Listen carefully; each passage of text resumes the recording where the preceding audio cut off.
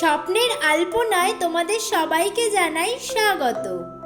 আজকের গল্প বাঘ ও ছাগল। এক যে ছিল বাঘ। বাঘটা খাদ্যের সন্ধানে ঘুরে বেড়াচ্ছিল।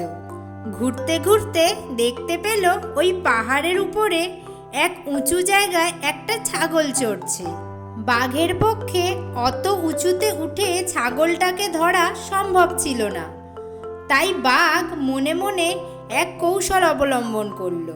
বাঘটা নিচের থেকে মিষ্টি স্বরে বলল, ও ভাই, ভাই ছাগল, তুমি অত উঁচুতে উঠেছো কেন ভাই?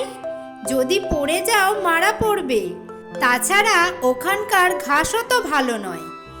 এখানে মানে যেখানে আমি দাঁড়িয়ে আছি, এখানের ঘাসগুলো যেমন নরম আর তেমন মিষ্টি। আর এখানে তো পড়ে যাওয়ারও ভয় নেই ভাই।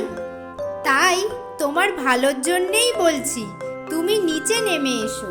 ছাগলটি সবিনয়ে বলল, মাপ করো দাদা, আমি নিচে যেতে পারবো না।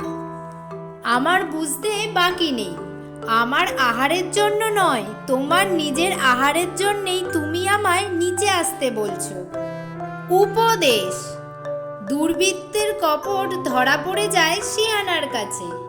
আজকের এই গল্পটা তোমাদের কেমন লাগলো সেটা অবশ্যই আমাকে কমেন্টে লিখে জানাবে। ভালো লাগলে লাইক ও শেয়ার করবে।